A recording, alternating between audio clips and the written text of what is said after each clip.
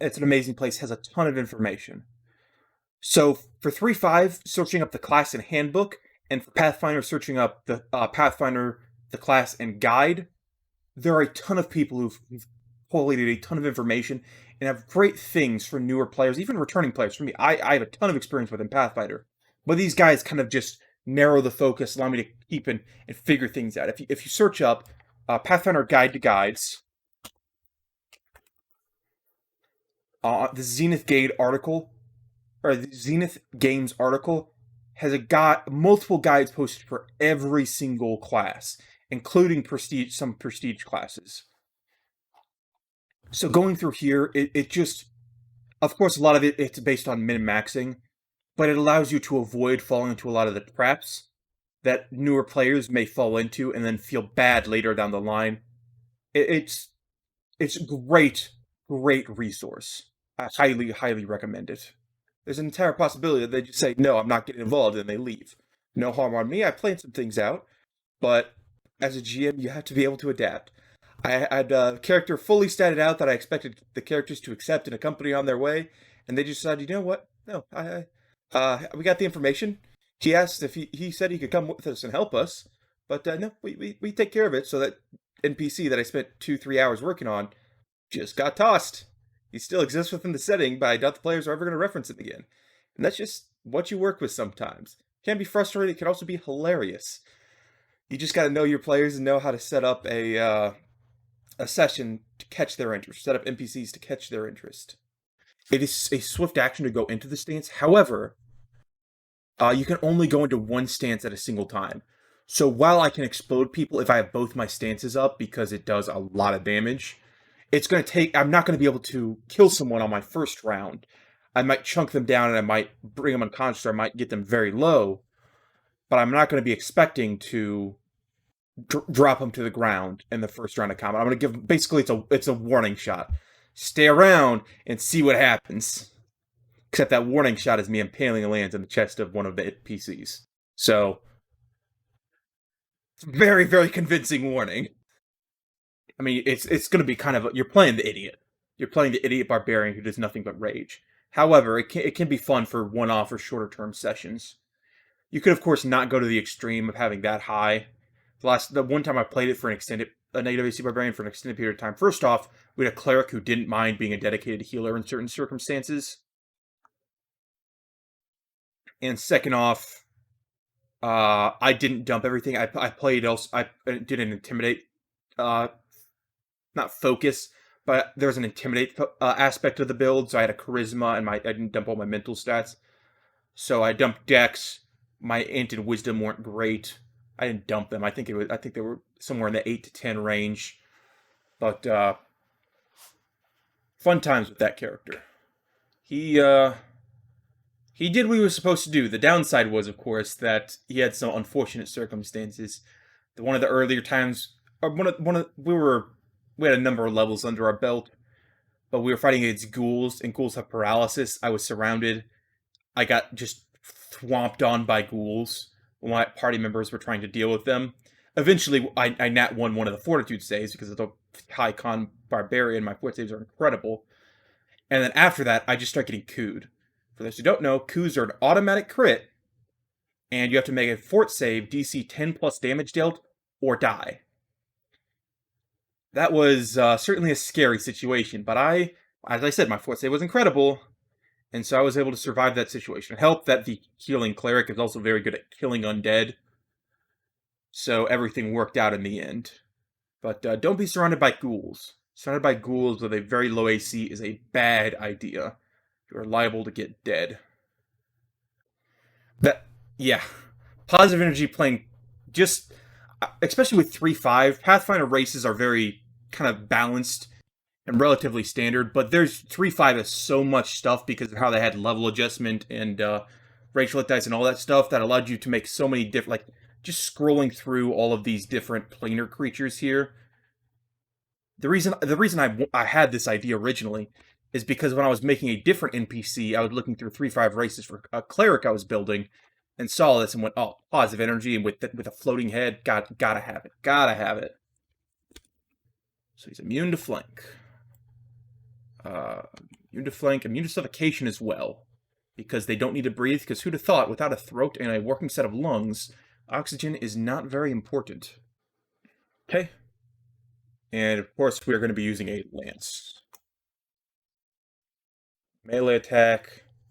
I think a lance is ×3, isn't it? Yep. So if they get crit, someone is more than explode. Someone is going to evaporate in a pile of meat juice. But I think instead of this being a being of chaos, I think we're going to have basically just a being who no longer finds happiness, no longer finds enjoyment. He's looking for that thing. He knew he was going into the bleaching. He knew that there was a problem there. So he was looking for any method by which he could escape it, escape death. He was afraid of death. So let's have him go undead, become a lich. That makes sense. That's a way to escape death. However, as a result, that effect that he was trying so hard to avoid, that loss of emotion, that loss of feeling, he didn't realize the full extent of which undead death would take that away. So he still thinks that he's trying to fight the bleaching, not knowing, of course, that he'll never recover to the way he was before. So these acts of evil are not evil because he enjoys it. They're evil because he's looking for that spark. He's trying more and more and more extreme methods to find it, but he's never going to be able to recover that little thing he has before. So these guys are tinkers and inventors. So why don't I... That could work. Because my original thought is we're going to have some sort of illusionist. Gnomes known for their illusion. I think there's a 3-5 specific prestige class for gnome illusionists. But because liches are so much known for their necromancy, I didn't want it just to be an undead slog. I want it to be something different. So I'm thinking maybe if we combine illusion, but maybe it would take the tinker gnome, we combine that with illusion, so he makes these fantastic inventions, and then with his illusions, he makes them seem lifelike. So you think you're fighting a tiger, but in reality, it's a mechanical tiger with the body of a the illusion cast over it that it's a normal tiger. Of course, with necromancy, he can infuse his constructs and his inventions and his creations with life, with souls. I mean, they're stolen souls, but still. That sounds fun. That sounds like a really cool idea for a BBEG. The method must be possible to achieve based on the traits of the mind plane, but it can be obscure and difficult. However, it has to be considered reasonable. So it's entirely possible if you just have a giant plane with a cliff. The way to exit is to jump off the cliff and land in a puddle at the bottom. Jump off the right place, you're perfectly fine. Jump off at a wrong place, and you just collapse and die. The thing to keep in mind when you are in a mindscape is it is only your mind within the scape. Your body and everything left behind are still there. So the enemies can come up and kill your body. So when your mind comes out of the mindscape and goes, haha, looks left, looks right, goes, oh, there's no body to return to. I guess I'm dead now. Because they have their phylacteries, and usually if it's a wizard, it's their arcane bodied item. I like throwing off expectation. I love having stupid phylacteries. So one of the best things you can do if you have a lich and they have a phylactery, phylacteries can be very difficult if they're made properly to tell. You have some like pedestal with a very, very nice orb or magical amulet or something very impressive hidden in a well-trapped box. Of course, because you can't let them get your phylactery. So, of course, they come in, they destroy this amulet thing that's been sitting inside this magically warded, magically trapped in all that box. Not realizing, of course, the actual phylactery is the pedestal that's holding the entire thing up. It's a classic way to do liches to throw your players off, but my players know that I do that. So, do I make it obvious, is the question. Specifically, creatures from the positive energy plane. For those who don't know, the positive energy plane, while being a realm of healing, is only really healing for those on it. Because if you stay on the positive energy plane for too long as a normal creature, not attuned to such a plane, you begin healing and healing and healing so much that you develop super cancer and explode. So while you're walking around on the positive energy plane, you gotta be constantly stabbing yourself in the chest with a dagger so you don't overheal too much, and the energy infusing the plane is just healing those actual wounds as opposed to trying to heal your normal body, and once again, super cancer explode. On top of the normal bonuses that dragons get, because as I've said, as I will always say, dragons are cool. So anytime you can do dragon nonsense, you try to. Before the beast can react, they storm down the edifice, destroying his balanced articles and stomping the spell apart. Freeze his rogues, and for all free people! Intimidation. Suffer -2 damage at the start of the mission. It is just a single Gorgon. Battle is over. That was... well, that was underwhelming. Gorgon's supposed to be this big, difficult enemy, but Calendar's like, oh, huh? Bang! Battle is won. Goodness gracious. A couple of cow cutters haul their logs towards the market in Twistcur.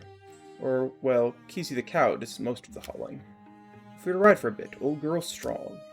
Aren't you, Kessie? Don't talk to the... She eats the strong anyway. Or she eats like she's strong anyway. She's not... Don't have a carnivorous cow up here. That would be much more terrifying. Though those eyes, they're covered, you can't see. I bet you those eyes are deep and haunting. So she could very well be a carnivorous cow. But she eats like she's strong. Apothecary, fall tide, fall come, and I'm heading down the mountain. Stay still. Melnock Fluttervin. I thought I must have lost my way, but here you are. And Relvi, is she inside, or are you two? Ooh, Sonric, my old confidant. Pulling my gear up these switchbacks like an ock. Look at you, like a torch alive. Is that a fire joke? You're making fun of his firearm and leg? It's a good joke. I'll say that much. He is, in fact, a torch alive. Leonard watched the child of Dallenhall grow to adulthood. He gave thoughtful advice when they brought him the inevitable troubles of their heart. Maybe he sees these... maybe they don't have children themselves. They decided to get married. They're a romantic relationship more than anything else, which is fair. But he sees all the people... He's like a father figure to the people of these towns. Young adventurers, young explorers. In his early days during the previous adventure, he was very wily, loved playing pranks, did all that sort of stuff. But in this adventure, he's calmed down quite a bit. Ever since he rescued the girl from the cave and discovered his love for her, he's become much more respectable, much more honorable man, a real genuine adventurer, and a good mentor figure, this Calander. Hopefully he sticks with it. The reason I have sometimes problems reading and saying words aloud is because my brain and my ability to read go so much faster than my mouth does. So my eyes go at the speed of reading because I'm more used to reading than speaking the words. And so I'll be reading like Older Frogs, and then I'll see furtive, and so the words will just get jumbled around in my brain. It's just so slow talking out loud. Such a problem. But yeah, no, that's the reason why I sometimes get tongue-tied, is because my brain and my mouth decide to not cooperate and do two different things at once. I've lost the light. What do you mean you've lost the light? Your hand is literally on fire. We went over this before.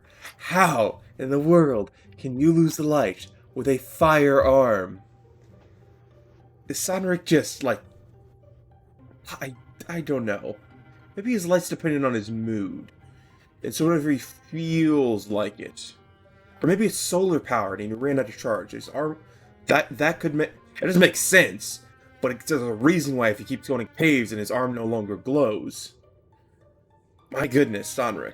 Come on, your armor is a torch. He's curious. These waters might have healing. I wonder if I can bottle up. Maybe just pond while... Ugh. Is it just me, or did the pond just snap his neck? That is not an angle that is... Because, look, it's off to the left, so that's like more than 90 degrees that his head was just snapped. So, apparently you just killed your husband. Congratulations. Thank you for sticking with me. Daughter-in-law. I mean, she wasn't really sticking with you. I think she was sticking more with her husband. You're the father-in-law that just kind of hung about and lived with your children all your life. So, Probably should look into not doing that going in the future. Give them a little space. Maybe that's why they never had kids. You never had grandkids. In some ways, the only comfort we have... Excuse me. The juice went down wrong. My lungs decided they wanted a bath. Much to my own displeasure. But if you could think about it, a bunch of retirement home... I mean, the people that ended up saving the world at the end of the adventure, all right here, 60 to 80-year-old individuals. So, certainly old heroes. Surprised they were able to last that long. But, good for them. Being so spry and healthy in their old age, being capable of taking on the world's evil. Well, I say the world's evil. It really didn't threaten the world. He just gonna just like take a few people, turn them into undead, and that was it. There wasn't a whole lot of evil to be had with him. Master Gray, I look great. You even know me. Still too much arm, my boy. Power from the trunk. What do I do if your elbow's flying like a kite? Here I come. Yeah. Clang. Yeah. Oh, come on, Sonric. Master Gray, I'm sorry. Keep fixing things, screwing up others. Fall down all the time, so we have to get it good at it. Perfection's a long way off, but keep tripping forward, eventually we'll get closer to our goal. I like that quote. Keep tripping forward, eventually we'll get closer. Even if you stumble and fail sometimes, as long as you keep trying, keep going at it, eventually you'll make your way closer and closer to greatness. You seem to assume that I can walk into the den of Thrixel and simply rifle through the cupboards. I'm flattered, but most humbly admit that my talents have eventual limits. Remember your own limits, too, gracious birds. Your enemy is well beyond you. Fire might grow forever, fill everything. No one's willing to carry the water into the flames. Well, I don't think you have to worry too much, Mr. Fireboy, about doing that sort of thing. I think you can be perfectly fine with growing a fire, considering you are literally a fire. All your limbs in your head now transformed. I wonder, once these times are over, we're more peaceful. Wouldn't we have anything left to talk about? Always gossip about Calander. And arose find an excuse to visit the smithy, or smelter. His pan wouldn't sit flat. His fire poker wasn't pokey enough. Whatever the reason, it had absolutely nothing to do with the strikingly beautiful smith who sometimes brought her work there. It's a different timeline of Calander. Not cheating, because it's an alternate universe. This Calander never met his Riken, I think. So it's not. It's fine. It's fine. Trust me. Thanks for watching. You should watch another. Please.